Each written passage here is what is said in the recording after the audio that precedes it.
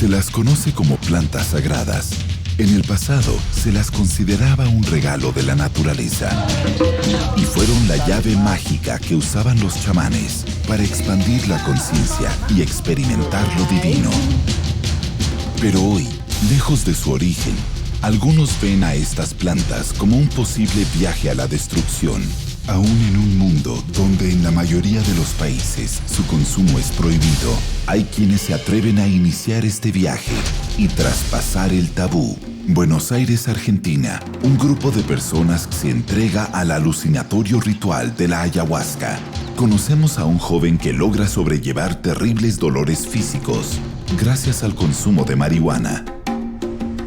En México, un antropólogo realiza un viaje por las sierras mazatecas en busca de hongos sagrados. Mientras que en el Distrito Federal, un hombre desafía sus propios límites al ingerir peyote en todas sus formas.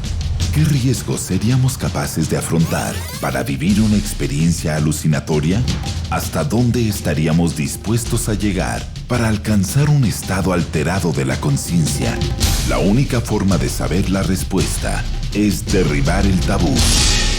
Tabú, drogas ancestrales.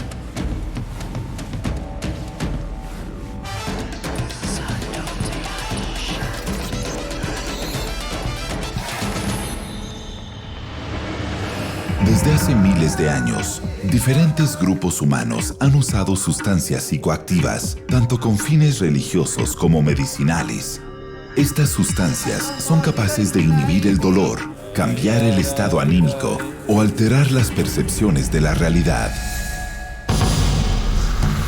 Buenos Aires, Argentina.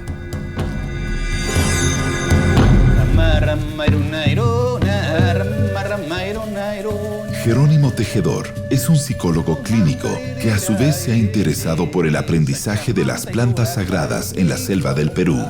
Si bien algunos lo verían como un chamán o brujo moderno, él prefiere definirse como un ayahuasquero.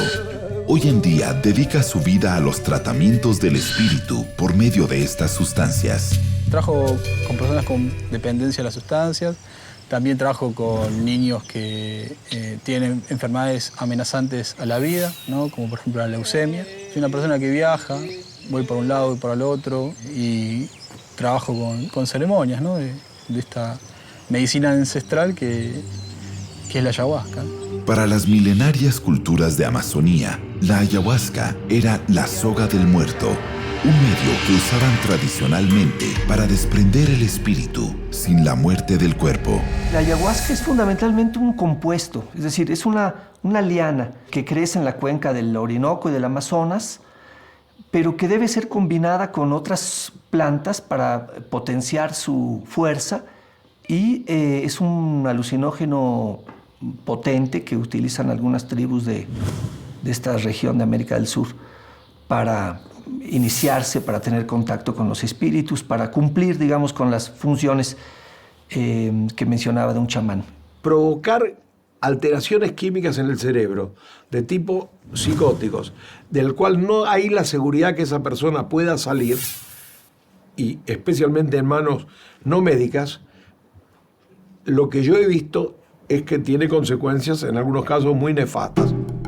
Las ceremonias con plantas maestras son rituales de curación, transformación y conocimiento que han perdurado desde tiempos ancestrales en muy diversas culturas. Hoy en día hay quienes las ingieren deseando hallar la solución a sus conflictos más dolorosos, y esto quizá devenga en una incontrolable crisis. Otros, en cambio, tendrán que enfrentarse a lo más oscuro de su ser. El origen del uso de la ayahuasca, podríamos decir en ese caso que es ancestral, es decir, no tenemos un origen, un momento del origen. Evidentemente, varias culturas amazónicas en particular realizan este tipo de viajes utilizando la ayahuasca. Hay mucha gente que llega a veces al mundo de las plantas, ¿sí?, pidiendo milagros. El único gran milagro que conocemos es el milagro de la vida. La gente se acerca a las plantas maestras porque es el momento, ¿sí? Porque luego que se han cumplido los 500 años, las plantas han salido al mundo, ¿sí?, a recorrerlo. Fundamentalmente la ayahuasca. La ayahuasca es la primera que ha hecho, ¿sí?, esa punta de flecha, ¿sí?, esa punta de lanza, a salir al mundo occidental a mostrarse. Las plantas de estas características nos enseñan esto, ¿no? Son Son herramientas que nos permiten atravesar determinadas puertas para tomar contacto con cosas que van más allá de lo profano, por así decirlo, ¿no? Tiene que ver más con el orden de lo sacramental. Tomar contacto con la ayahuasca es tomar contacto con otra cultura, conocer acerca de lo que es lo que actualmente se define como chamanismo. Es una planta también llamada de poder o una planta medicinal importante, un enteógeno también, como se lo ha definido en algún momento. Hace algunos años, las drogas ancestrales fueron clasificadas como enteógenos, palabra que proviene de la raíz griega theos, Dios, y el prefijo en, dentro, que viene a significar el Dios adentro. Cada cultura tiene sus propias sustancias que alteran el estado anímico y que alteran los estados de conciencia. Entonces el hashish del oriente, los hongos mazatecos, el peyote huichol, la ayahuasca sudamericana, todo esto nos parece extraño, ¿no? Y en Occidente es el alcohol. Se ha hecho una analogía con la sangre de Cristo, ¿no? Es decir, pero es fundamentalmente el alcohol en Occidente. Entonces cualquier otra sustancia que pertenezca a otras culturas nos es ajena, y en una actitud etnocentrista, que es un fenómeno universal, todas las culturas lo tienen, rechazamos todo lo que nos es ajeno.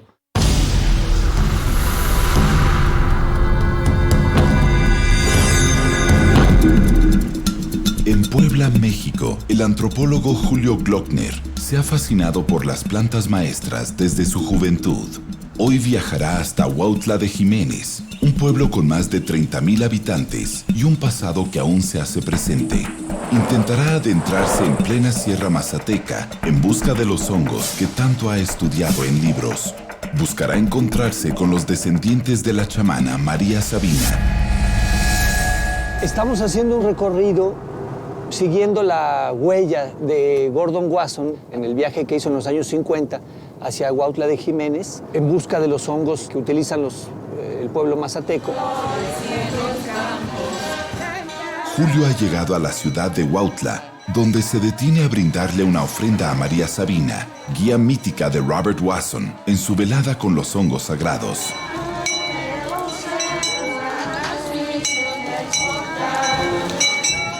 Filomeno ha recibido la herencia de una antigua cultura y nos dejará conocer los rituales que envuelven a los hongos sagrados. ¿Qué tal, don Filo? ¿Cómo estás? ¿Cómo va? Filomeno nos confiesa que él solo obedece lo que el hongo le indica o le transmite a su mente. Lo bueno es que está bajito, no está más arriba, porque para que se siente uno mejor así, a que se limpie, ¿no? Claro. Ahora, Filomeno y Julio emprenden un viaje al corazón de la Sierra Mazateca en busca de los hongos sagrados. Aún así, Julio continúa la búsqueda, confirmando todo lo que siempre ha investigado.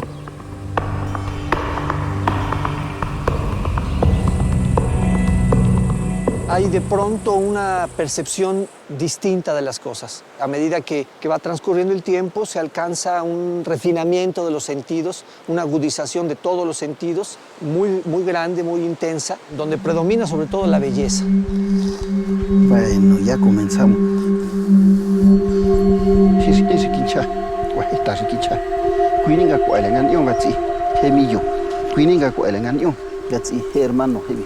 Cuininga cuele cuandale. Cuininga cuele cuatuchale. Hens hising ya sin chubi. Hin ai duende, hin ai chikotokusho. Hininga de nai hininga tonghai. Gangutin dai subde. Yangakan rasa kan rani trim. Cuini trim ai. Los rezos de este sabio mazateco y el altar dan cuenta de que la cristianización ha dejado una profunda huella en el espíritu de este pueblo.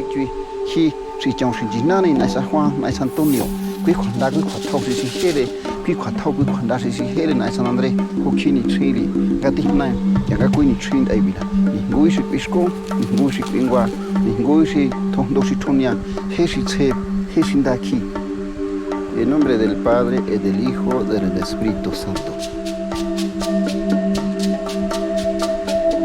Filomeno se prepara para ingerir los hongos sagrados.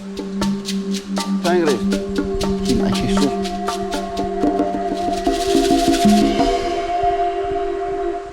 es bendecido por Filomeno, quien poco a poco empieza a sentir los poderosos poderes y entrará en un misterioso trance. Una fuerza, una energía inexplicable es absorbida en este momento.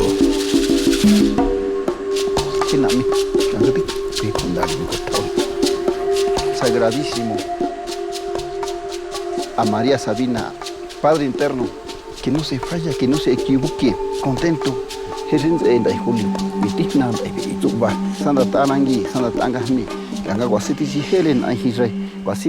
una experiencia interesante estar con uno de los descendientes de María Sabina con su nieto, el único parece de la familia que continuó el trabajo de su abuela, en una ceremonia muy común entre los mazatecos. Es decir, es un ritual de protección, es una limpia y al mismo que implica una protección de la persona, digamos la integración hacia ella de una fuerza como se vio en el ritual. Él lo que hace es primero reconocer la fuerza de la madrecita, de la guadalupana que está allí. Queremos fuerza, una fuerza, fuerza de cielo, fuerza de tierra. Impactado ante lo vivido en la Sierra Mazateca, Julio manifiesta haber vivido algo del orden de lo extraordinario. ¿Qué haría usted si la solución a su sufrimiento es una sustancia prohibida? Luego de una búsqueda desesperada para calmar intensos dolores, Germán descubre en la marihuana la medicina para aliviar su dolor.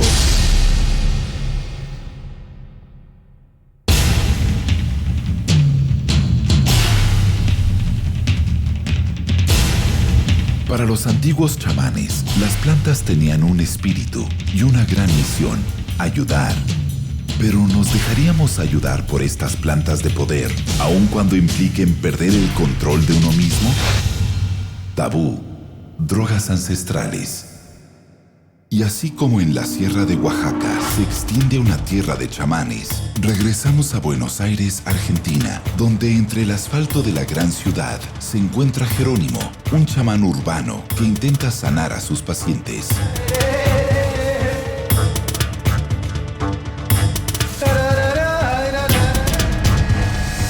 Hay personas que tienen distintos tipos de dolencias, personas con dependencia a determinado tipo de sustancias, que han escuchado que hay tratamientos donde se incursiona con el uso de la ayahuasca, entre otras tantas cosas, ¿no? Como un complemento al tratamiento. Las plantas maestras trabajan de una forma muy fina, muy sencilla, muy primordial, ¿sí? Que es entrando exactamente como medicina donde deben ir. En Occidente conocemos mucho los medicamentos, ¿sí? Tú tienes un dolor de cabeza, te tomas una aspirina, ¿sí? Es un medicamento como un lugar, ¿sí? La medicina, como la entendemos nosotros, va donde tiene que ir. Cuerpo, mente o espíritu. Pero no todos están de acuerdo con el uso psicoterapéutico de las drogas ancestrales. Todo lo que signifique el transferencia de adicciones es un juego que vienen planteando mucha gente que quiere seguir consumiendo y entonces quieren encontrar un mal menor. Por ejemplo, para la desintoxicación de cocaína planteaban seguir con marihuana o la aceptación del tabaco. No estoy de acuerdo. Si bien para Jerónimo la ayahuasca es medicina, se atreve a asegurar que su ingesta no es para cualquier persona, ya que la alteración de la percepción que produce puede devenir en experiencias regresivas y angustiantes. Yo no le recomiendo tomar ayahuasca a nadie. Si viene una persona que quiere tomar ayahuasca, yo hago una entrevista, trato de observar ciertos parámetros que me pueden indicar si esa persona puede tomar o no. Conocedor de esta poderosa droga, Jerónimo se atreve a confesar que la planta se comunica con él a través de sueños y visiones. Lo que yo sentí internamente es cuando una rama se quiebra, ¿no? Cuando hay una fractura expuesta. Yo sentí eso internamente, adentro, ¿no? Acá adentro lo sentí. Algo en mí cambió. Bajo las órdenes de Jerónimo, un joven sociólogo está dispuesto a sumergirse en las profundidades de su conciencia para conectarse con otra dimensión espiritual y hallar la solución a sus problemas. Pablo Gutkin nos cuenta por qué decidió el camino de la ayahuasca. Yo llegué a esto por una problemática particular, por abuso de sustancia. No fui a mi primer ceremonia teniendo esto en la cabeza. Yo fui a mi primer ceremonia buscando otra cosa, buscando un reencuentro con un familiar fallecido hace muchos años y que para mí significó mucho, lo significa actualmente, lo tengo tatuado en mi pierna para que alumbre mi camino, que es mi abuelo, mi abuelito Simón. Yo sabía que la ayahuasca podía llegar a generar, si tenía suerte, algún encuentro que trae a los ancestros.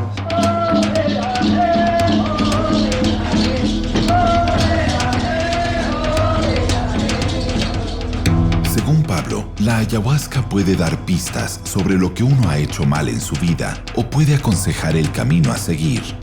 En el caso de Pablo, lo enfrentó con algo que él no quería reconocer, que era un adicto.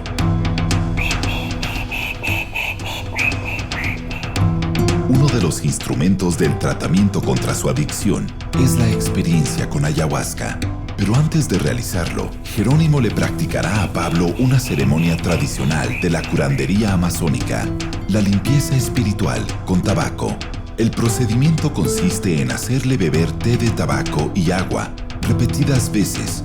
Uno va limpiando cosas que hay en el interior, básicamente a través del vómito, ¿no? No es muy agradable. Y yo pienso en eso y ya me dan cosas en el pecho.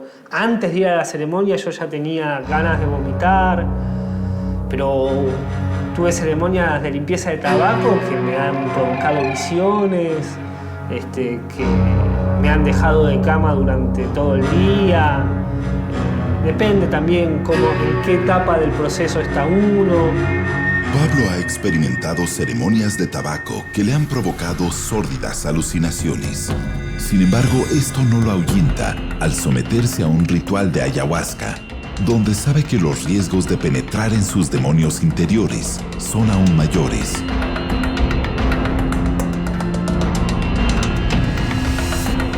Buenos Aires, Argentina. En un barrio residencial de la ciudad, pocas personas imaginarían encontrar un florido huerto de marihuana en la terraza de esta familia. Obviamente que siempre estoy en la clandestinidad y supuestamente estoy haciendo algo que no está dentro de la ley y hasta mismo dentro de la medicina. ¿Hasta dónde seríamos capaces de llegar para apalear un terrible dolor? ¿Estaríamos dispuestos a tener un jardín clandestino? La planta para mí es una medicina que me ayudó a seguir viviendo. O sea que es mi vida casi. Parte importantísima de mi vida. Como una solución a sus terribles dolores, Germán hace uso cotidiano del cannabis medicinal a raíz de un problema de malformación en su riñón. Yo pasé una niñez normal hasta los 18 años, de adolescencia normal. Empiezo a tener síntomas de dolor en la parte pélvica, a tener disfunciones urinarias y empiezan a hacerme estudios y se dan cuenta que me faltaba el riñón del lado izquierdo. A los 21 años, después de todo ese tiempo yo pasé de médicos en médicos y nadie se ponía a pensar que los síntomas que yo tenía podían venir de una malformación, no se sabía nada. Los grandes intentos de los médicos por paliar su dolor lo llevaron a varias cirugías. Sin embargo, su dolor continuaba y Germán no podía hacer su vida normal. Y él presentaba un cuadro de dolor que afectaba la mitad del cuerpo izquierdo, que después de recorrer varios centros y de ciertas aplicaciones de algunas sustancias locales, no calmaba el dolor, que es un recorrido que hacen bastante frecuentemente los pacientes con neuropatías dolorosas o con enfermedades dolorosas. Abrumado por insoportables dolores, la vida de Germán estaba plagada de analgésicos, análisis invasivos y sobre todo mucha frustración. Nada parecía poder calmar su sufrimiento. Fue recién en el año 2006 en la que su médico le recetó un novedoso medicamento llamado Sesamet. Sin saberlo, sería la llave a otro mundo, al mundo de la cultura cannabis. El prospecto del medicamento que yo estaba tomando en ese momento para manejar el dolor decía que era un cannabinoide y que tenía una relación con lo que se puede extraer de una planta de cannabis. Estas drogas lo que hacen imitan la acción del THC. Es un cannabinoide que actúa a nivel de otras vías que regulan el dolor. fue ahí cuando Germán decidió tomar cartas en el asunto y fabricarse su propia medicina, la marihuana. Desde ese momento, Germán sería consciente que entraría al corazón mismo del tabú. Bueno, justamente cuando me indican a mí el Sesamet, saliendo del hospital, paso a un kiosco de revistas y veo la THC. Sebastián Basalo es periodista y cofundador de la controversial revista de cultura canábica, THC. Germán fue entrevistado para la misma como ejemplo de su uso medicinal y desde entonces mantiene una relación muy cercana con Sebastián. La marihuana no solo alivia el dolor, sino que la sensación o este principio de placer que produce contribuye un montón a mejorar el bienestar de la persona que la consume. Con sus polémicas publicaciones en los puestos de diarios de su país, Sebastián afirma que uno de los propósitos de su revista es difundir los usos medicinales que tiene la marihuana. La marihuana fumada entera, ¿sí?, tiene componentes que hacen daño. Si se extrae algunos componentes y se hace un medicamento, cambia el sentido. Buenos Aires, Argentina.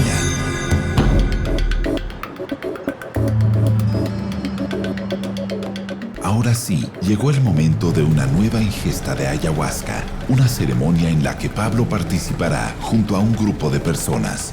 La ceremonia se realiza en secreto. Al realizarse en plena ciudad de Buenos Aires, muchos vecinos podrían denunciar este tipo de rito al considerar que se transgrede la barrera de lo permitido y de lo aceptado en una cultura urbana. Tengan en cuenta que no se puede conversar, no se puede tener contacto corporal, no se puede interactuar.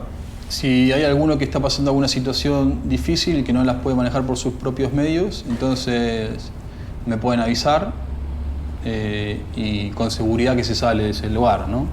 Lo último que se pierde es la confianza y la serenidad. Los efectos cuando uno ingiere la ayahuasca son diversos, ¿no? Podemos enumerar, hacer una lista, puede ser vómito, diarrea, temblores, sudoración, frío, calor, visiones en colores, mareación, sensación de miedo, ¿no? Náuseas. Comienza la ceremonia. La misma es guiada por música, ícaros y mantras. Ay, Aruna me sunsima.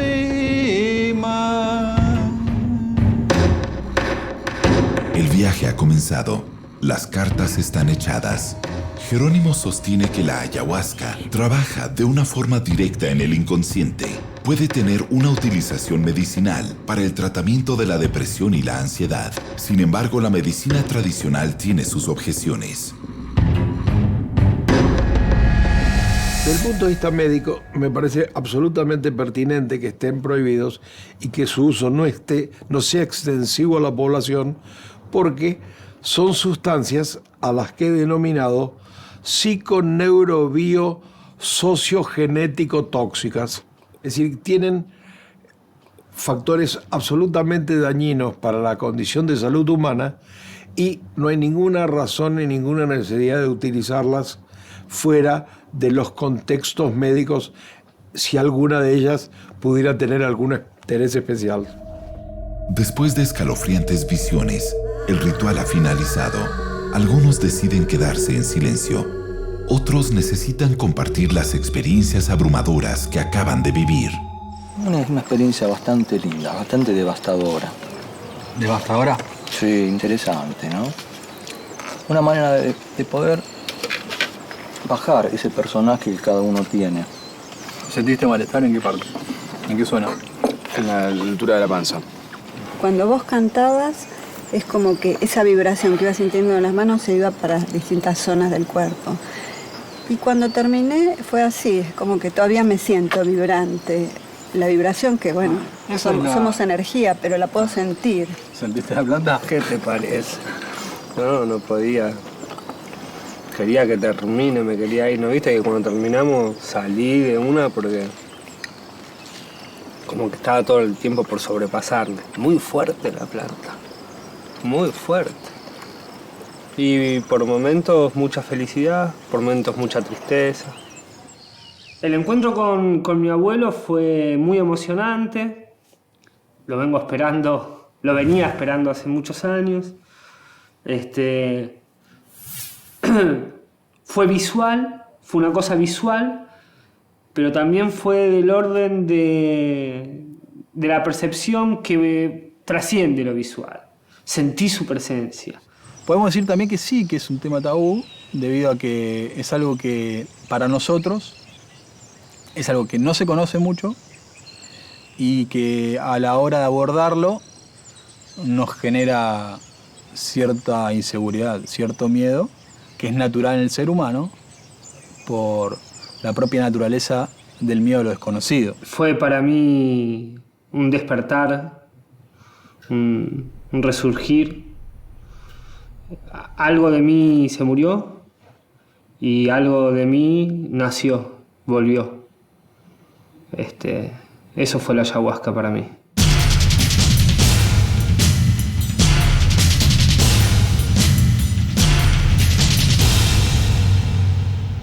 Tabú, drogas ancestrales.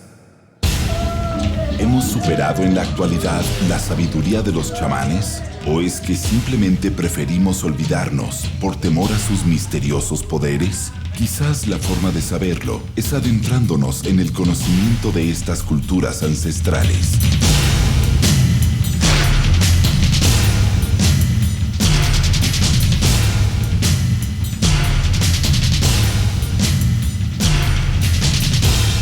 Tabú, drogas ancestrales.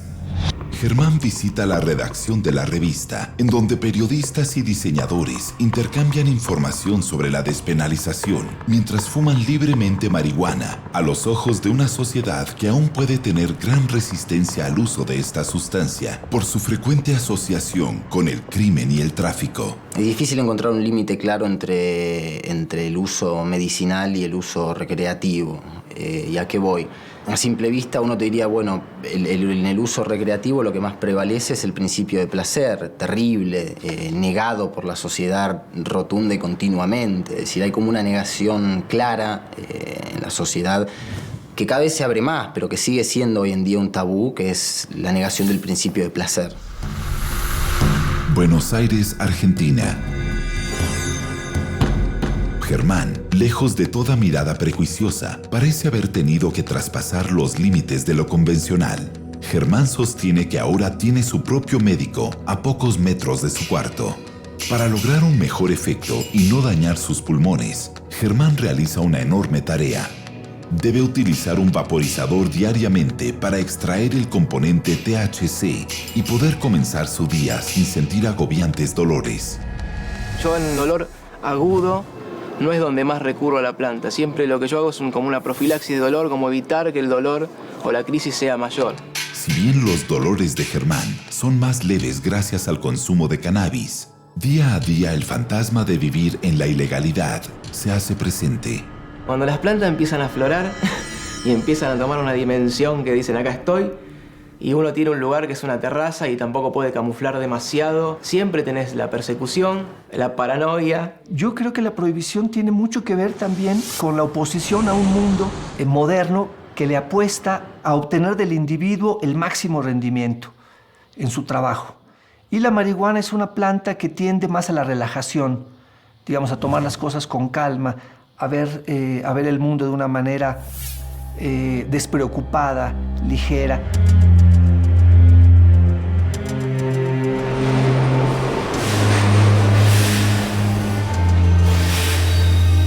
Sebastián Basalo es uno de los exponentes más concretos en la lucha por despenalizar la marihuana. Su perseverancia obtuvo su recompensa en el año 2009, cuando un fallo de la Corte Suprema legalizó la tenencia para consumo personal en la Argentina. Raúl Zaffaroni es ministro de la Corte Suprema en la Argentina y director del Departamento de Derecho Penal de la Universidad de Buenos Aires. Su visión acerca de un caso como el que vive Germán es abierta y alentadora.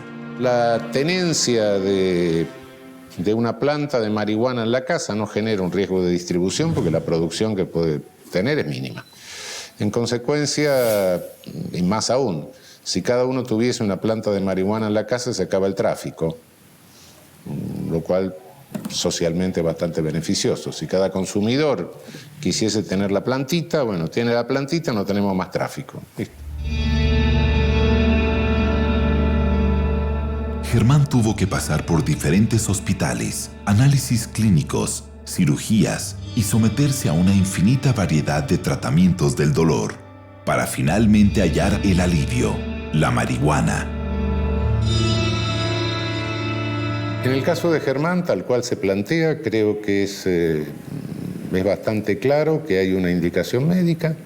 Si la indicación médica no es disparatada, es decir, si es válida en el ámbito médico, bueno, creo que no es que esté justificado, sino que está fuera del ámbito de prohibición de la norma. La norma prohíbe con un objetivo, el objetivo es la salud pública, el bien jurídico es la salud pública. Si hay un criterio terapéutico para tratar la salud de una persona, no está afectando la salud pública. Punto, no tenemos por qué meternos. Queda fuera de la prohibición.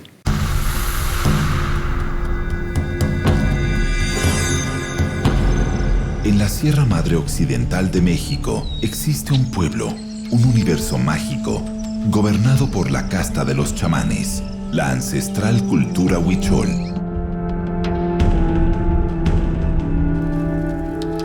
Abenamar luce como un aborigen, usa aros y lleva el pelo largo, en concordancia con la identidad que ha elegido, el universo huichol. Las ricas tradiciones ceremoniales se ven manifestadas en las artesanías de los huicholes, transmitidas de generación en generación para así preservar su cultura.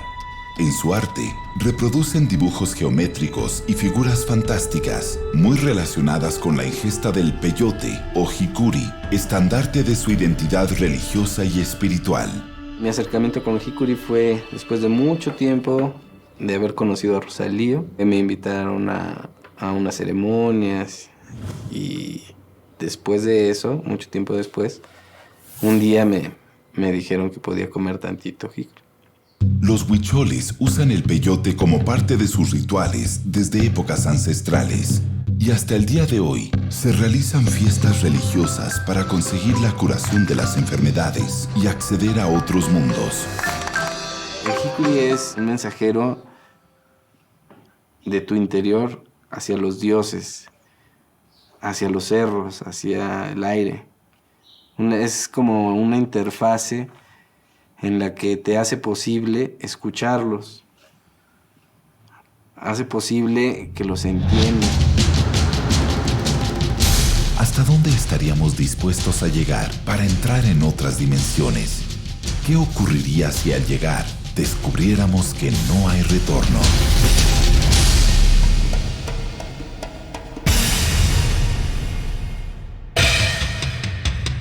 Abenamar visita a Rosalío, el maestro chamán con quien realiza sus poderosos viajes. Rosalío indica los pasos a seguir para encontrar el cactus.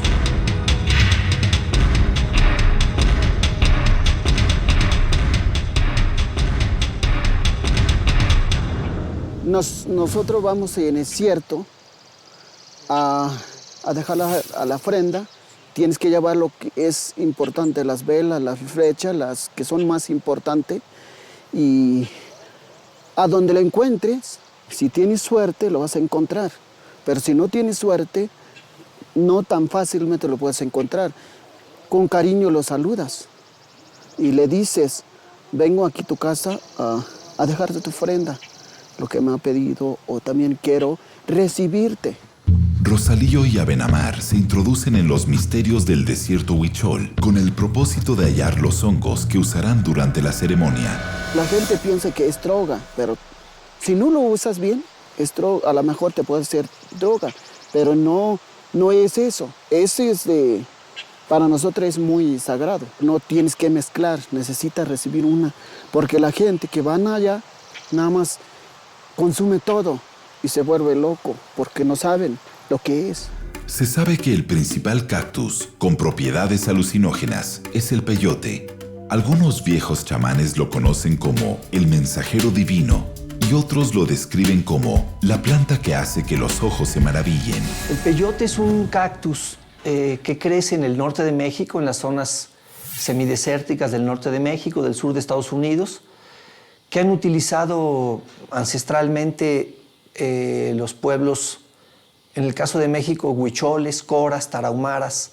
Es una planta muy importante que desempeña un papel fundamental en su mitología, en la organización de su ritual, en las peticiones de lluvia, en el ciclo agrícola. En fin, una planta que tiene una importancia cultural muy grande. Alucinógenos, enteógenos, drogas visionarias o drogas de poder son algunos de los nombres que reciben las plantas maestras. Pero ¿qué ocurre cuando un joven decide consumir peyote en una ciudad sobrecargada de estímulos? ¿Qué ocurre cuando el cactus es consumido fuera de su contexto y sin la supervisión de ningún experto? Para muchos sería traspasar una frontera.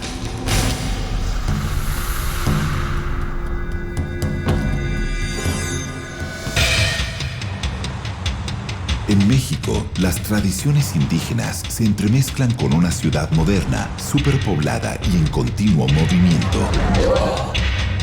Después de una ingesta, por ejemplo, excesiva de hongos llamados alucinógenos o de derrumbes, como los conocemos aquí, yo tuve un periodo de desprendimiento corporal. O sea, estas plantas no son, u hongos no son un juego, ¿no? Lo que para algunos es un viaje de exploración interior, para los especialistas en salud puede resultar desastroso y conducir a consecuencias fatales.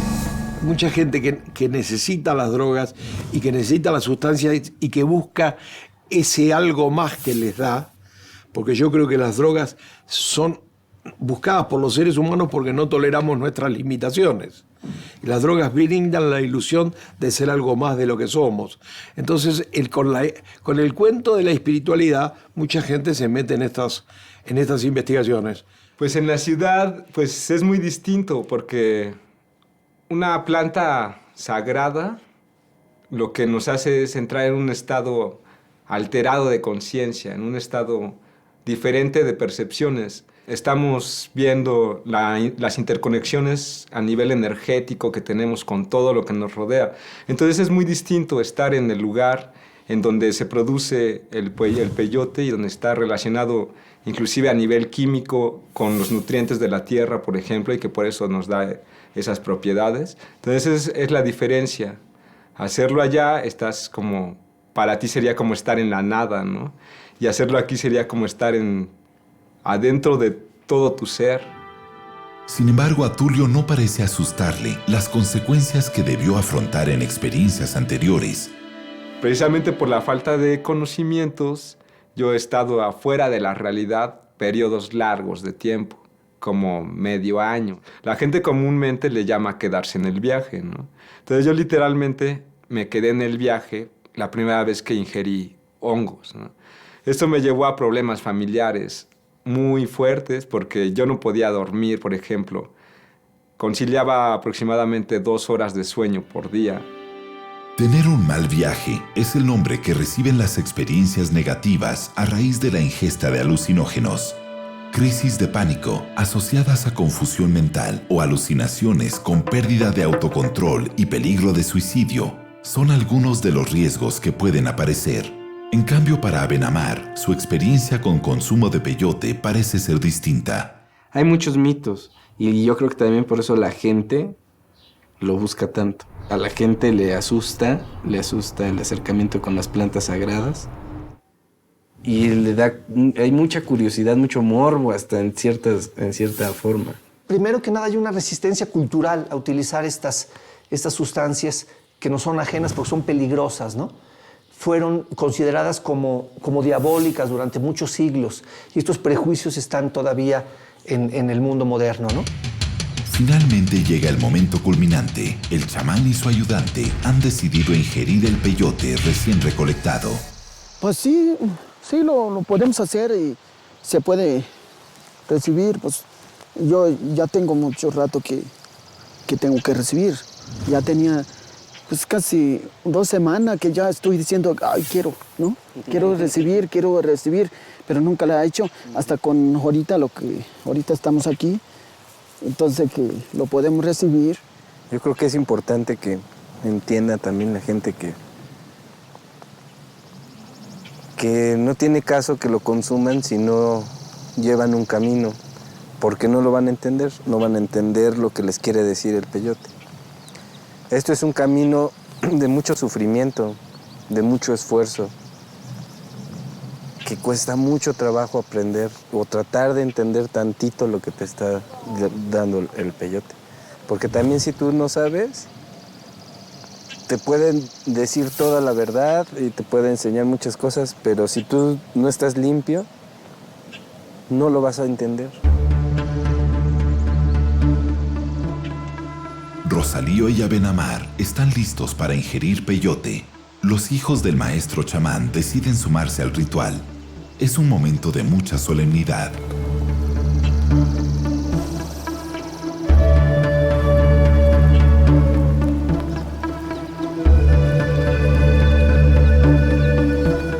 Rosalío invoca a los dioses y a sus antepasados en busca de protección para el momento más esperado de Abenamar.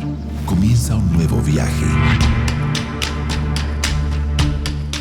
Mientras tanto, Tulio ha resuelto traspasar las reglas. No solo consumirá el cactus en su estado puro, sino que lo fumará mezclado con altas dosis de marihuana. Y por si esto fuera poco, realizará una infusión a base del mismo. La ingesta de estas plantas te lleva a un estado alterado de conciencia. Entonces, si tú no tienes información completa acerca de cuál es tu estado de conciencia primario y te enfrentas a otro, puedes encontrarte en situaciones difíciles, ¿no? Llegar a lo que la gente llama mal viaje o trastornos mentales, etc., ¿no?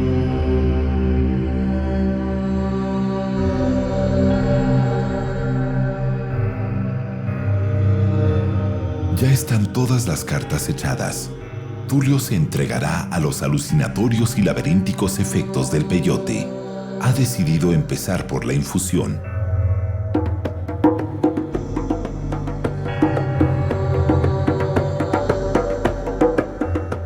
Tulio se muestra decidido. No parece inquietarse ante lo que puede suceder.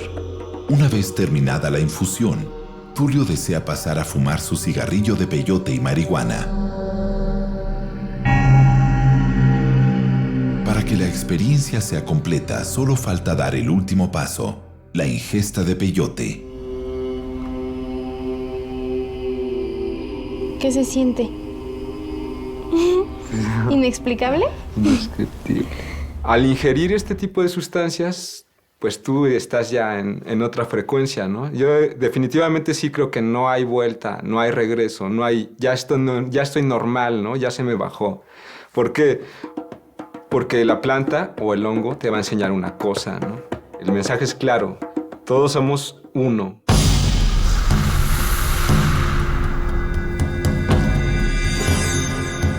La experiencia de hoy fue, muy tranquilo. En ese momento se puede entender que te están bendiciendo, que el viento te oyó y que la lluvia te oyó y se hicieron presentes y te limpian. Sacar la planta de su contexto ritual es cuando se pierde pasas la frontera entre, podríamos decir, la curación y la adicción, ¿no? Ese sería el tabú. La religiosidad católica o protestante está muy lejos de proporcionarle a las personas una experiencia religiosa fuerte. Para algunos, las experiencias espirituales están asociadas a estados alterados de conciencia, en donde la gente se anima a correr el riesgo al usar sustancias ilegales.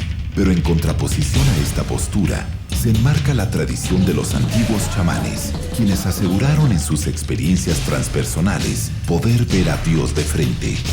Lo cierto es que en un mundo diverso que privilegia el plano racional de la conciencia, las plantas maestras siguen siendo la puerta hacia otra realidad, hacia lo tabú.